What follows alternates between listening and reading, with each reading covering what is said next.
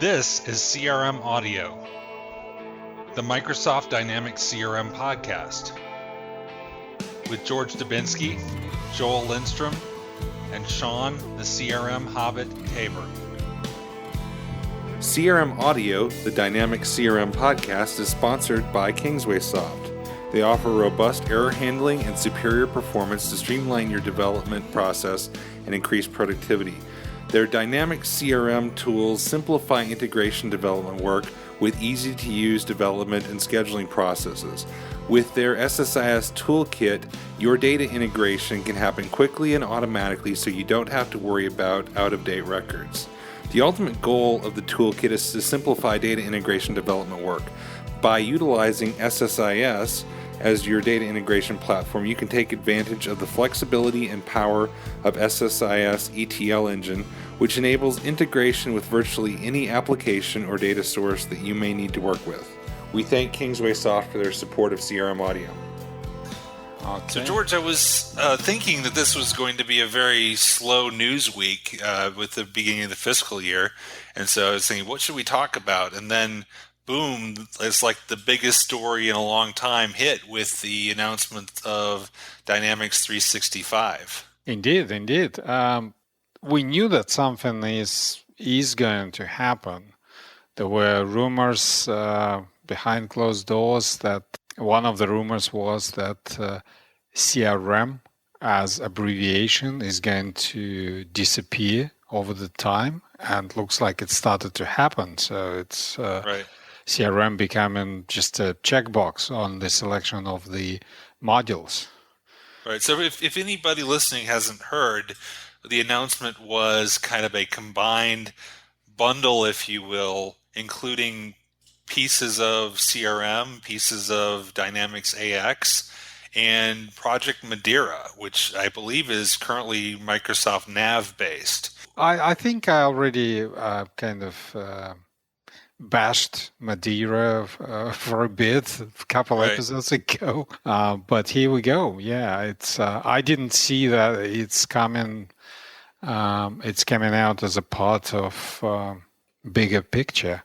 Yeah, it did make clear a couple of loose ends that weren't quite clear to me. For one thing, I had seen the announcement with 2016 Spring Wave, the notice that the Dynamics connector was going to be deprecated in lieu of this new interoperability framework they were talking about, but there was no real details. What is the interoperability framework? And now we're seeing it referenced in the FAQ for Dynamics 365, meaning supposedly Dynamics ERP and CRM are going to work together more seamlessly, even including at some point a shared data repository. Well, that's the most interesting part of the story to me. Yeah, the shared data repository, because other than that, are we seeing new color? Remember Project Green, Project Blue? Yeah. In late noughties. That was when AX got its facelift, right, and became more CRM-like. That's right, a bit shortly after. But the plan was that after Microsoft acquired Nav, AX, GP, Solomon, there was a plan to bring them on all together, but user base turned out to be quite loyal and quite resistive to a change. And the projects, the products stayed where they are, like particularly Nav and AX. Nav has a solid following in Europe, and AX predominantly, well, now it's worldwide, but predominantly was, GP was predominantly North America. So, there was a plan to bring them all together. It was Project Green or Blue. I don't remember. I think it was green then. There was blue. 2007, 2008 timeframe, but it didn't work out.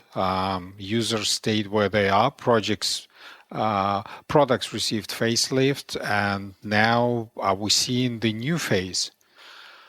Right. Don't know. Like, there are some good signs, and I've seen some good signs, but funny enough, they were not in any of these products. Remember the Logic apps, one of the stablemates in the apps in Azure apps category. Like there are web apps, mobile apps, and there's Logic apps, right? And now there are Power Apps. And behind the scene, all of those Logic apps, they use bits and pieces of BizTalk. So, and that's why I saw that that's what's happening behind the scenes. Good monolithic applications getting split up into reusable components. And that's and what's happening on business side totally makes sense now.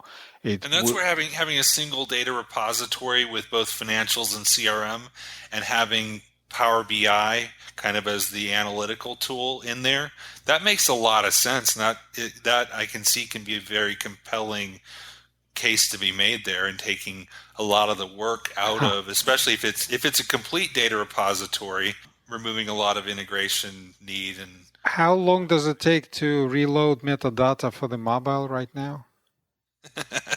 Well, it depends. If you're that first guy, it takes a while unless you package the solution. But you get my idea. It could be for enterprise. Could be quite a challenge to handle metadata alone, but it's quite interesting, quite exciting. What's going to happen on the back end? My perception is I think we both had a similar reaction, which is reading that. My first thought was on-premise is dead, because you read it and it's not just a facelift on CRM Online and AX. It's kind of a coming together and some architectural things changing there that are not going to be happening on the on-premises front. I saw one of the items in FAQ says explicitly that it's not happening on premises, full stop. Right, but if you read the Wall Street Journal article, which had a source high up in Microsoft, they said eventually changes from this will filter their way into on-premises, and some vague stuff about there will be a migration path or options for people who want a hybrid on-premise online. But the reality is, the writing's on the wall. On-premise, this is like the first nail in the coffin, I think.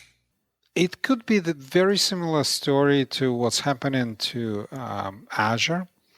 For example, there are bits of Azure that are available on premises, and they awesome bits of infrastructure like Service Bus. Right. Azure Service Bus, it has cloud presence, but it also has a Windows Server component. So you can run it. Skype for Business, you can do a hybrid where for firewall reasons or whatever, you need some on-premise, some online. Yeah. But what I'm saying is that still you don't have all the Azure components on premises, but some of the vital infrastructure components you can have on premises, like, for example, Service Bus, right? At the same time, if you want to run Hadoop on premises, you're more than welcome, but you're on your own, whilst it's a service in Azure. So a lot of things, they're not on par in Azure as it stands, like Azure Active Directory, few steps ahead of the Active Directory on premises, particularly when it comes to ADFS and standard support. So I suppose that some of the components may trickle down to the on premises, but you're quite right. If you want to take advantage of all the new and good stuff, it will happen in cloud, and maybe years later, let's be optimistic, months later, it may happen on premises. Well, I think you can already see that with the Spring Wave release for on-premises. There were core foundational data structure things that did make their way to on-premise, but all the real cool stuff you want to be online for. And that's been that way for a while now, but it's just an acceleration of that. My second thought was this has the potential to really shake up the marketplace as far as how CRM is sold and delivered, because if you have AX and CRM as a unified cloud service, this could lead to people who right now are just doing CRM to add in a little bit of financials, or people who are just doing AX to do more in CRM. And that could really, I think, shake things up and be very interesting. The people that make decisions about CRM versus ERP are typically different people. And when accountants make the decision about CRM, you get things like not very good CRM functionality. And you wouldn't want your typical sales manager making a decision about what financial system to use. And also, when you ever have anything financial system related, you've got a whole lot more regulations about SOX and other kind of financial regulations, where a pure CRM, sales, customer service, marketing type implementation, you don't. That's right. Like financials are subject to regulations and laws, whilst some parts of marketing is. Like I'm talking about anti-spam laws, but in general, the way you handle your opportunities, it's up to you. There is no law covering that you must convert lead to opportunity or lose but your I would love license. to be able to pick and choose. Like for example, arguably the AX product catalog capability is much more powerful than the CRM product catalog capability. So I'd love to be able to say, let's use what's best from AX and use what's best from CRM. Yeah, I agree. That would be interesting to see how overlaps are handled. Right. When it comes to pure sales versus, charts of accounts, that's kind of clear cut. What's going to happen in overlapping areas, like CRM product catalog versus ERP product catalog? And ERP product catalog always was going to trample CRM product catalog, right? In terms of in the enterprise, right? So, but I want to see how it's going to replace it, or what's going to happen. So that's very exciting. Interestingly enough, I just went to the front page of Dynamics 365, which is Microsoft.com/Dynamics, right? /Dynamics-365. It doesn't mention CRM. The word CRM is no longer there. I think the word CRM and the word AX is going away. Yeah, they're still there when you come to actual products to try on the following pages, but on the front page, we're talking about customer engagement, enterprise resource planning, and small to medium business solutions. Right. I think if you go with the model of 365, like Office 365, you go to Office 365, you have the little app chooser where you choose SharePoint, CRM, Delve, whatever. If it's similar to that, where Dynamics 365 is this business application service, and then you can choose financials, you can choose sales, you can choose product service, you can choose these apps, if you will, inside the service. That could be very consistent with that experience. On the Madeira thing, and basically the FAQ says that there's going to be kind of two flavors. One is going to be, the professional, or I don't know if it was enterprise versus business. And the cheaper business one, instead of having Dynamics CRM functionality, is going to be based on Project Madeira. And I got to say, I've got a little bit of mixed feelings about that, because it takes me back to the old business contact manager days. I was just about to bring it up. Yes. Where, yes. Okay, Mr. Cheapskate, small customer, you want basic CRM functionality. Here's a locked down, limited, non-extensible, fancy version of Outlook contacts for you to use. Which, my reservation about that is those are the companies that grow into big, mid-size or big companies, and so I have real reservations about having something non-extensible, locked down, basic functionality that satisfies the accountant. Say the accountant's making the decision and saying, "Oh, we need the sales guys to keep track of this stuff, so I'm going to get this cheap version." And then what I'm saying is, that should really be built on top of CRM or a solution on CRM that gives them basic level functionality, but that you can add a key or something and turn on, and grow, is my opinion. Agree. And in fact, I'm just trying to get to Madeira from Dynamics 365 page, and I'm getting a bit confused because I thought that when I select small to medium business and I go for finance and operations, I'm going to land there.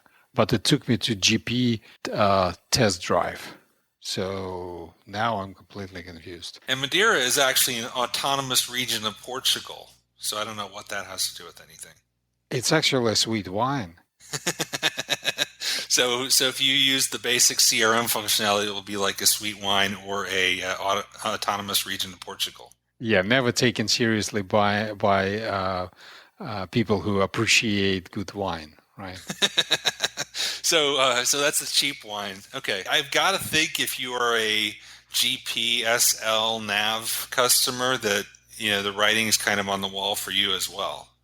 Well, that's what I thought, but when I go to finance and operations for small to medium businesses and I want to take a guided tour, it took me to Microsoft Dynamics GP test drive. Go figure. I was talking to somebody who recently upgraded to GP 2015, and they were saying the experience was great. Everything was exactly the same after the upgrade. Don't move my cheese. Yes. Yeah, it's great. It just, it's compatible with new stuff, but it's exactly the same.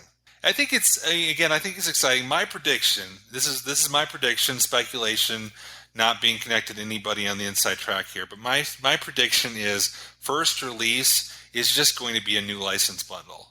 It's still going to be separate CRM and AX. Probably the unified data repository won't quite be there yet. Probably it's going to give you a cheaper way to license CRM and Power BI, probably price advantageous. But it sets the groundwork for some significant changes that I think are really going to impact what we're doing in years to come. We'll see. The first one is going to be probably the most confusing for people who are in this business, for us, because I'm just looking at the structure and coming in as with my new kind of unsuspecting customer hat on. It looks all right. If I know nothing about, GP, AX versus NAV, CRM, if I'm coming in just as is, I'm saying, yep, okay, I'm, small to medium, I'm looking for ERP solution, takes me to a test drive, or this or that, CRM. It kind of all makes sense.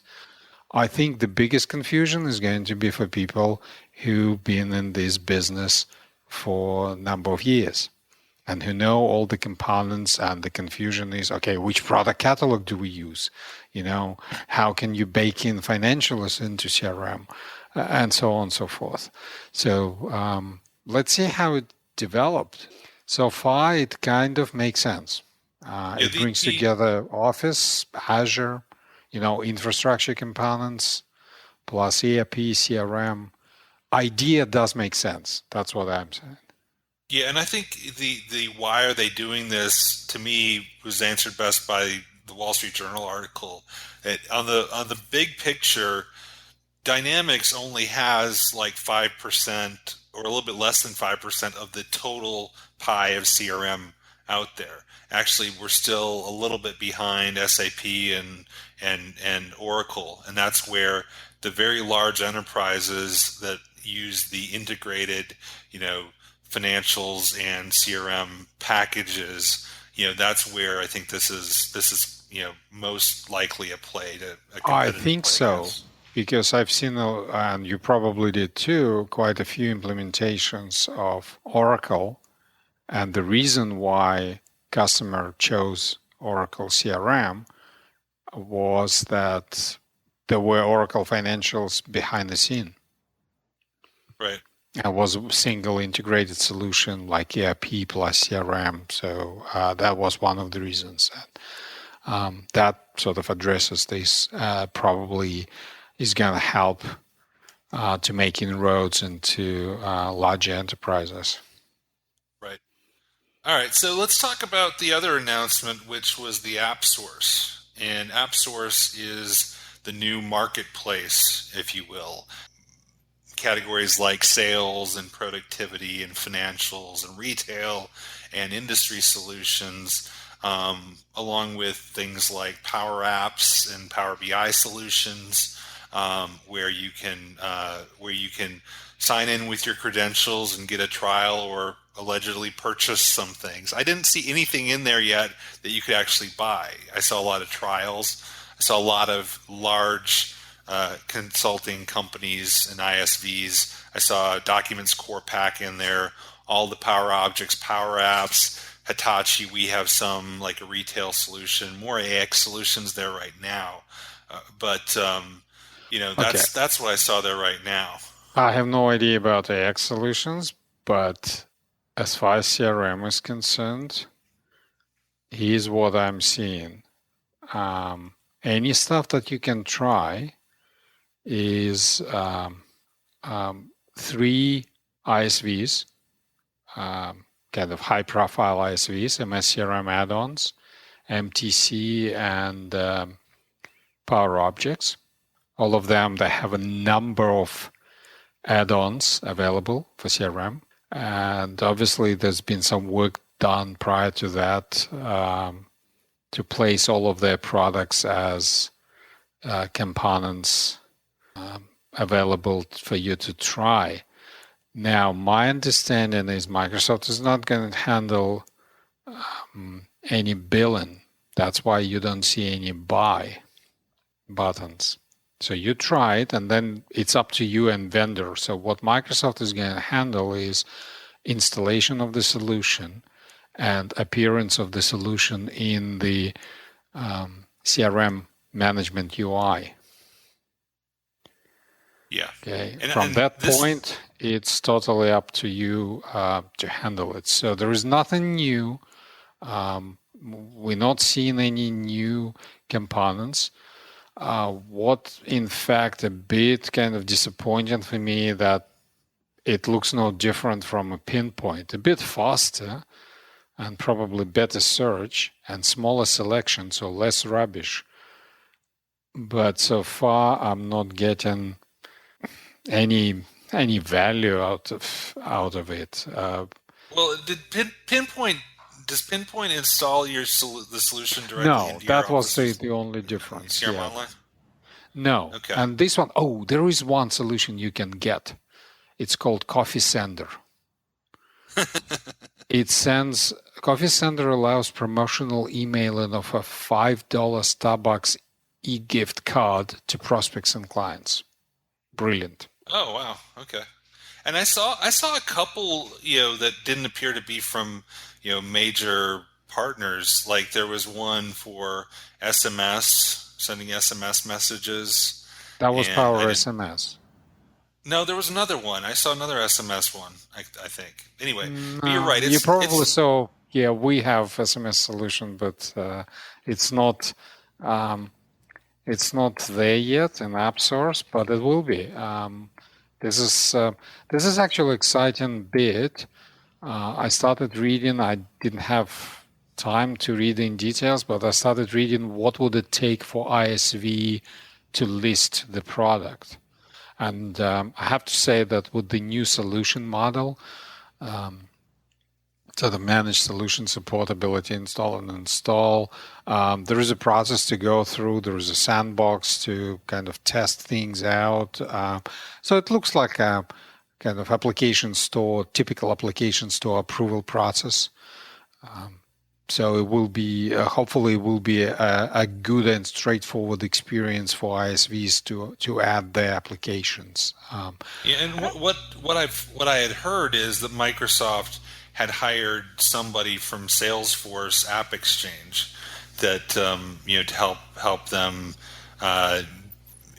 compete against Salesforce's App Exchange, and so I think that if you look at App Exchange, and for example, you look for example a CPQ quote engine type add-on, the App Exchange has over a dozen of them, I believe, and so the question is, yeah, you can design it well, but getting the volume and getting the variety, I'm sure Microsoft is going to follow a similar course of what they've done with things like the Windows App Store, where in some cases they've had to actually pay people to bring their solution to that, to have a certain mass of solutions out there.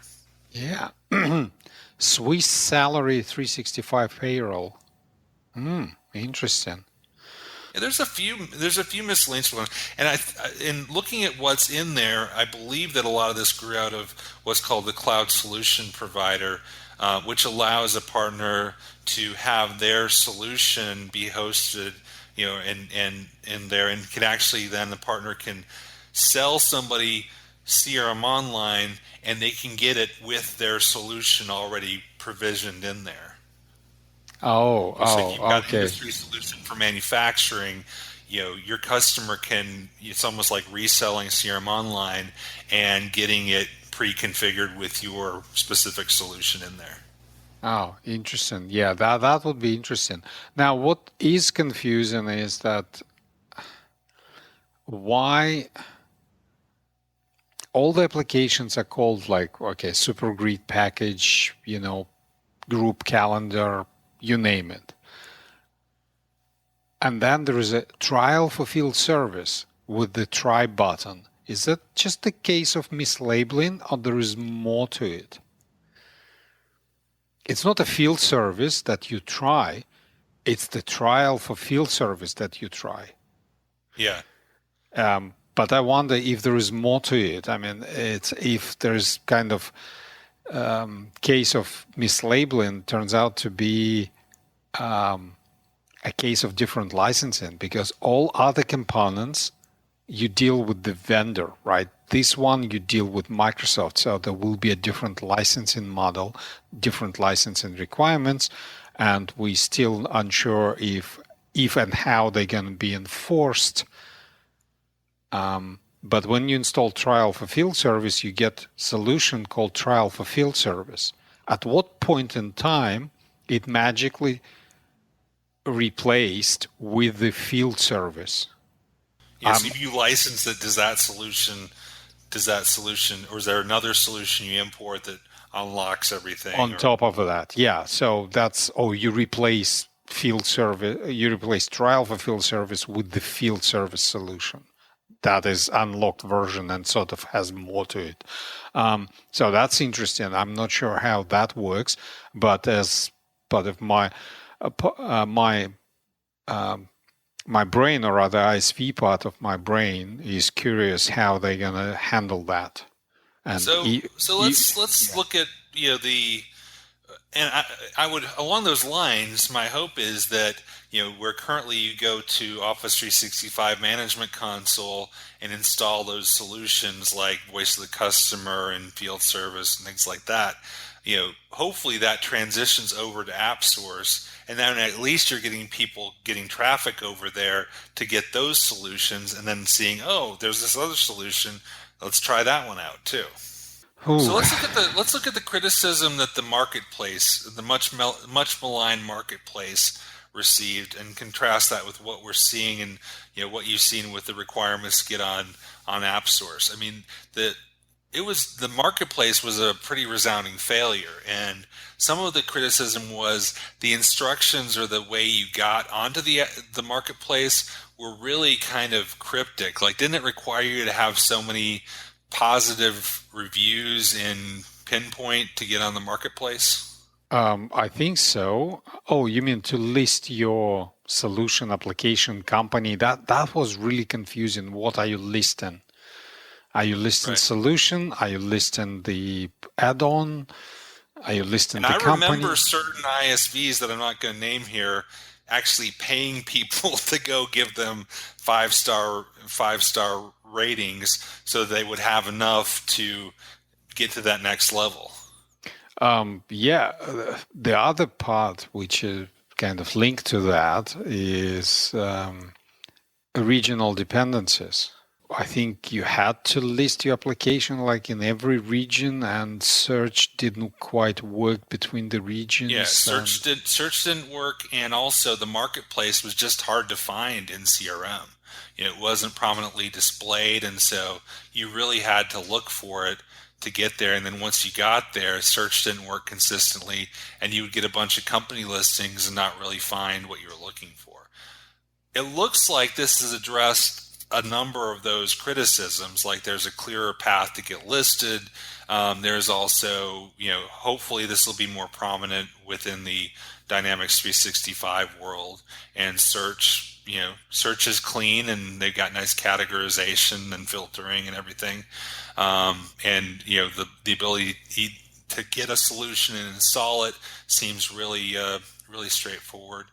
The thing I found interesting reading Jujar's post was it specifically called out things like Power BI solutions and Power Apps, as things that would be listed in the Appsource, and so that tells me that could be a potential if these little Power BI solution for sales, or something like a nifty little Power App that you build, there could be some really interesting things that could come in there even from smaller companies. Agree, totally agree. Just browsing, it's massive. A lot of AX solutions, a lot of nav solutions, and apps for Power BI. What do we have for Power BI? We've got Zendesk, we've got Seol. Let's see. Whoa, yeah, for Power BI. Is that the data sources for Power BI? I'm a bit confused here. I'm not sure, but Microsoft Dynamics CRM Online Sales Manager for Power BI. Adobe Analytics, I think it's data sources. So it's all about connectivity. Yeah, Dynamics Marketing, Lithium, they're all data sources for Power BI. So not quite what you were talking about, but that would come. That would come, as I understand. Now, what I'm curious about is to see what do we have for Azure. Okay, we've got citizen services, contract management, Telwise. Services that rely on Azure. The one, I forgot to mention one interesting aspect that jumped at me straight away when I was looking at what does it take to list your application in Appsource is that requirements, how it integrates with Azure, in particular with Active Directory. So if it does use Azure, I believe it must support integrated logins. So no custom authentication schemes is going to be tolerated. So if you want your customers to log in, Azure Active Directory is going to be the directory to use. So it will provide single sign-on. So effectively, single sign-on will be enforced by de facto use of Azure Active Directory. And then your add-in or application will be granted certain permissions by administrators. So it's straightforward, makes sense, and it's kind of going to provide really seamless experience, because if you create, say, an app that is similar to CRM app, for example, right, or like a small widget or whatever you call it, piece of HTML5 with some functionality at the back end, and then you can embed it into CRM or AX or whatever. If you rely on Azure Active Directory, then it will be a very seamless experience. You just plonk it in, it works, no prompts, no authentication, just works, and you get identity of the user, and you can do whatever your widget does or needs to do, and so forth. So some good enforcements on the back end. Some requirements to integrate the data. Are they going to have somebody Microsoft validating all these solutions? I'm sure they are. There is a process to go through. So you submit. It's not like it's popping up. The process described as you're going to be working with Microsoft. So the first step, you submit it to them, and someone presumably will look at that, and there's a next step where your solution is published in the sandbox. In the spec, like I presume the Appsource sandbox, where you can test the entire process of installation, removal, trialing, paying, whatever. And then once you're happy, once all the, planets line up, like all the marketing bits and all the descriptions, all the documents for downloads, all the materials, everything lines up, then basically it's getting moved to a store. I'll tell you all about that probably explains why what you see there is predominantly large partners, because Microsoft worked with them to get some stuff in there, before it opens. Before it opens. And then you open, you have it. Then we all know that. You have more people come on, and you have a stuff in each category. I remember the Windows Phone App Store. Exactly. Even now, you had nothing in there. It's like the Windows App Store. There were whole categories that had like 2 apps in them. Yeah. I think finally someone realized that you can't just open a market with one stall and hope that it will come. People will come. No, people will just stroll by and ignore your market. You need to open it you need to pay some vendors to come in and, jumpstart the market. And that's what's happening here, and that's a good move. It's still a bit confusing. I'm not a big fan of UI. I'll tell you that. But then I'm putting my, iPhone glasses on. Right. And I keep forgetting that iPhone is a consumer, whilst this is kind of business. And we're not talking about $199 app that if I don't like, I just check away and forget about it. This is kind of investment for the business. Typically goes through evaluation cycle, and some decisions are made by business whether to use this product or not. So it's a longer process. So App Store ought to look different from the App Store for iPhone. And right. For how long we're gonna confuse App Store with Appsource? Yeah, it seems like, the Windows Store I'm looking at right now is better than it was, but for the longest time, like the Windows Store, the Xbox Store, they just wanted to show bigger pictures, and so you couldn't see as much stuff on one page without scrolling. A lot of stuff. Look, okay, here we go. I just got to the document of review guidelines. So what the process is, there are some basic criteria, whether integration with the Azure Active Directory is required, depending on class of your application. For example, your app should integrate with Microsoft Cloud services like Power BI, Cortana, or Azure services. It's recommended capability, software as a service, required capability. Anyway, so it lists a number of capabilities required. SLA is required. That's interesting for the first time. So you do require. You do have a requirement to have an SLA of 99.9, which is not that high, to be honest. But if you're hosting the Azure app, if you provide Azure no, it's nothing to do with Azure. It's if you're providing a service, your service must have an SLA of 99.9%. Oh, okay, I got it.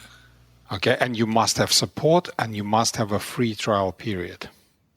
Okay, and then the process is you submit your app for review, then there is a review process, and you have requirements for metadata, and you receive instructions for onboarding. Then there is a staging process where you onboard your application for staging and testing, and then once it passes the muster.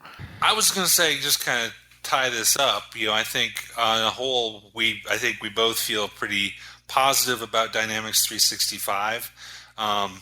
Positive about Appsource, but we'll have to wait and see how it kind of bakes out and what kind of response it gets. I don't think, again, I didn't see anything on there. Again, maybe if you want to use Documents Core Pack, maybe it's an easier way to get it. I see that, but I see, it's a good start, but needs to grow. Agree. I can sum it up like there are good signs and there are some confusing signs. So hopefully it will be resolved over the time. And the best way for me to sum it up is that you and I just been renewed as MVPs. So, and we no longer Dynamics CRM MVPs, though we ask people around, and majority of MVP community or Dynamics CRM MVP community still put Dynamics CRM MVP in their signature and not Business Solutions MVP, as we are called now, right? The BS MVP. BS MVP, correct, yes. And the reason is we're now grouped in with AX and Microsoft Project, and I haven't been getting a lot of calls from project people. Yeah. How many project MVPs are there? I have no idea. I remember the sole AX MVP we kind of embraced at some conference. Something. Yeah, we've had He was AX so lonely MVPs. that yeah. We've had AX MVPs audit the CRM sessions at MVP Summit, and so that's good. And I think I told you one time I ran into like the last Fox Pro MVP in 2008, I think it was, and she was kind of lonesome. But the point I was trying to make is that someone said that the reason they still put Dynamics CRM MVP in their signature because it's much easier to explain to the customers what does it mean. Right? That you are Dynamics CRM MVP rather than you are a Business Solutions MVP. So, and I think this part, for us, it's kind of new beginning, a bit confusing, new name, new mocking stuff like BS MVP, new jokes, good stuff happening. So we'll see. There are some good positive signs. The other big change is COO is no longer with Microsoft. I saw that. Yeah. What's Kevin Turner? Yeah. Yeah, he's no longer with Microsoft. Amicable departure, but aren't they all? Interesting to see. He was the one in charge of effectively of Salesforce of Microsoft. Not Salesforce, internal Microsoft Salesforce. Microsoft But Salesforce. there's always changes like this time of year. This is, if it's going to happen, it's going to happen after the beginning of the fiscal year. So. Yeah, you're right. And Microsoft, it is indeed on July timeframe. But I believe in US you do have a freedom of choosing your financial year. Yeah, you do.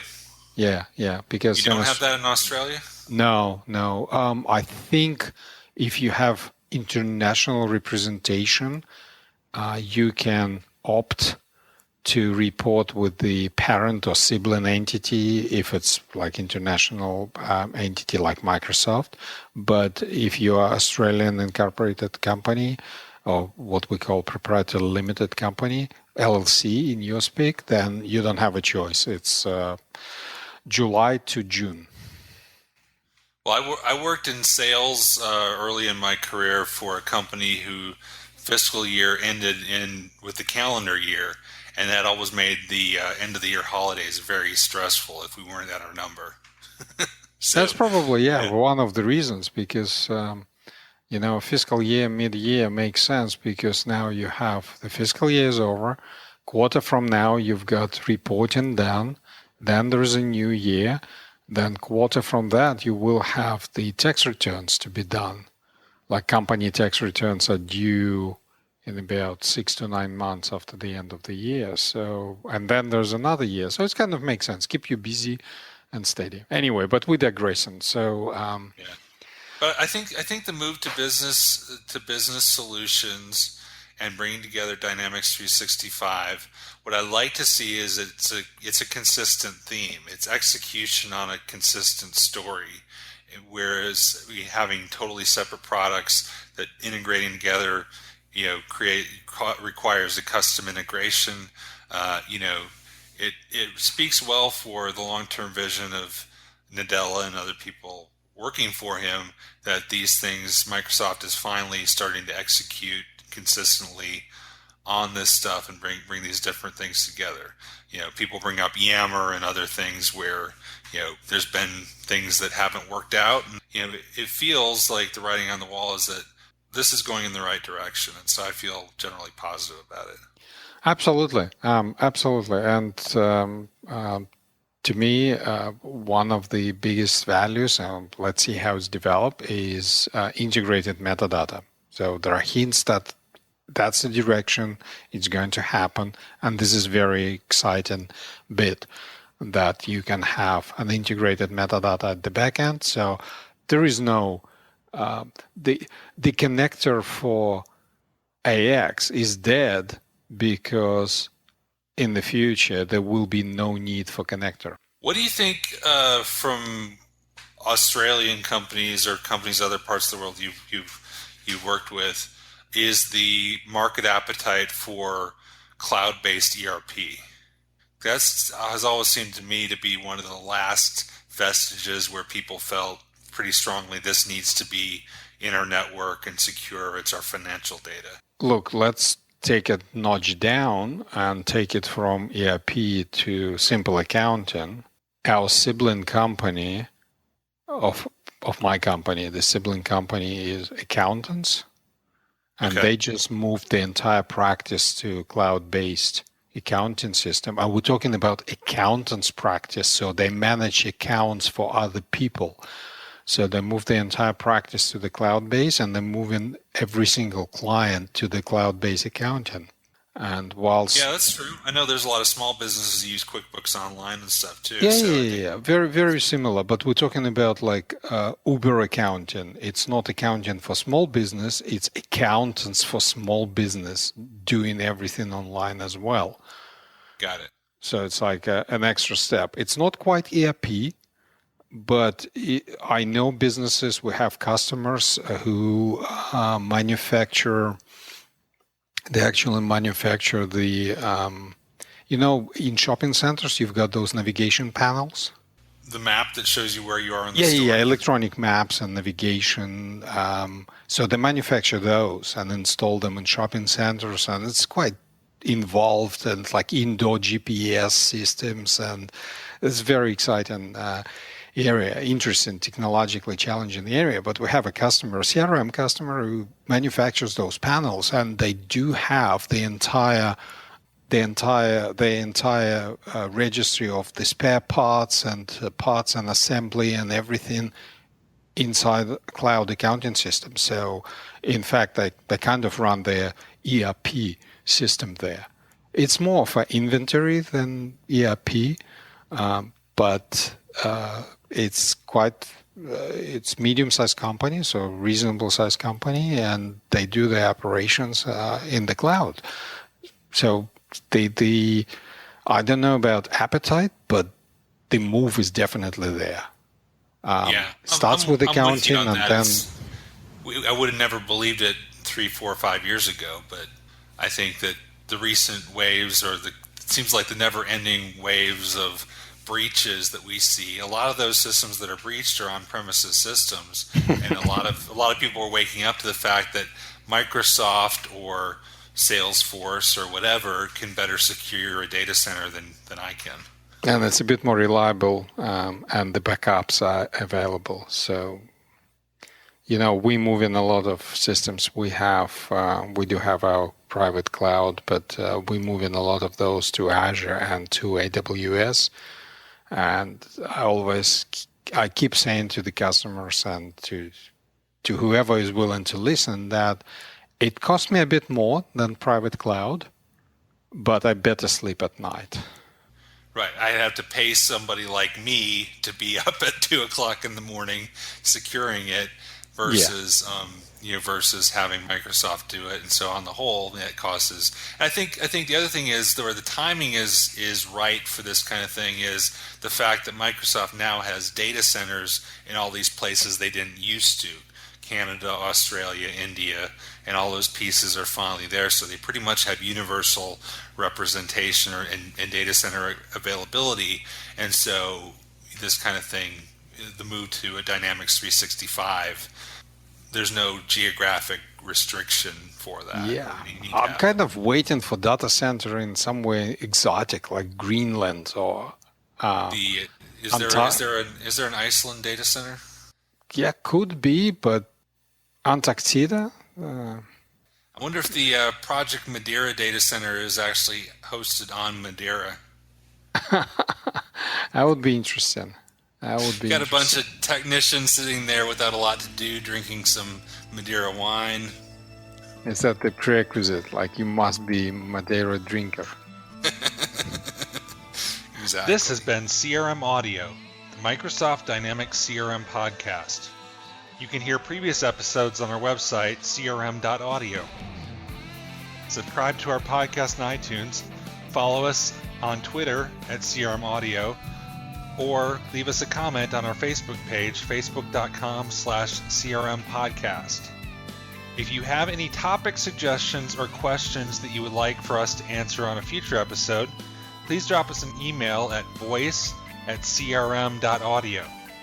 Special thanks to Dale Simmons for our theme music. Go check out his website, dalesimmons.com.